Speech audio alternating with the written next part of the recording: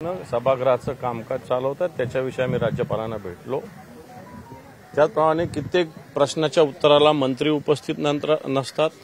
ज्या खात्याचे मंत्री तिथे उपस्थित असूनही दुसऱ्या खात्याचे मंत्री त्याला उत्तर देतात। वेगवेगळ्या विभागाचे सचिव सभागृहात उपस्थित राहत नाही आणि एक असंवैधानिक पद्धतीने या राज्याची प्रतिमा खराब करण्याचा प्रयत्न आताचं सरकार करतं। त्याच्याविषयीची भूमिका मी राज्यपालांना सांगितली।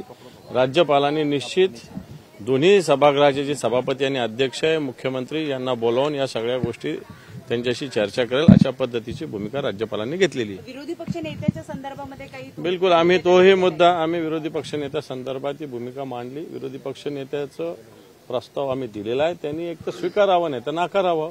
आता पण काही उत्तर दिलं जात नाही, ही कोणती पद्धत आहे आणि म्हणून हाही मुद्दा आम्ही राज्यपालांच्या कानी घातला। नागपूर संदर्भात मुद्दा आहे तो म्हणजे कालपासून दिशा सालियांच्या वडिलांनी जी दाखल केलेली याचिका आहे त्या विषयावर राज्यपालांना नव्हतं भेटलं। आम्ही राज्यपालांना विधिमंडळाचं कामकाज या संदर्भात आम्ही भेटलो। पण आरोपाचा हा प्रश्न आहे कारण आपल्या नेत्यांवर थेट नाव घेऊन आरोप असं काहीही नाही, असं काही नाही। अजून ही याचिका कोर्टात दाखल आहे। नुसतं वर्तमानपत्र किंवा मीडियाच्या बातम्याच्या आधारावर काही येणार नाही, निश्चित तपासू। आणि एवढा दिवस झाला जुने उकरून काढण्याचा प्रकार हा आहे, पण काही हरकत नाही। याच्यावर SIT जाहीर झाली होती, सगळं जाहीर झालं होतं आणि आता जर निघत आलं तर त्याची चौकशी सरकारने खुशाल करावी। नागपूर संदर्भात देखील झालेला आहे आणि ज्याच्यावर आरोप होत असेल त्याला तात्काळ अटक करा अशी मागणी सत्ताधारी बाकावर बिलकुल करावी। आरोप होत असेल गुन्हा दाखल करावा आणि अटक करावं, सगळ्या गोष्टी समोर ठेवाव्या, काही हरकत नाही। सरकार तुमचं आहे।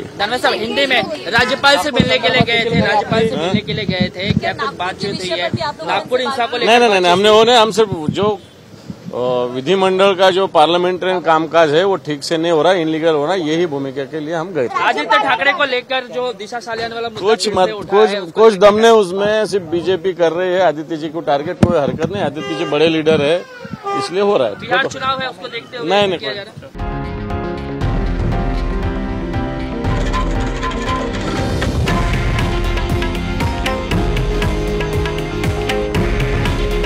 हे आहे देशातील नंबर 1 न्यूज नेटवर्क आणि आपण पाहत आहात TV9 मराठी। काळजी तुमची, हित महाराष्ट्राचं।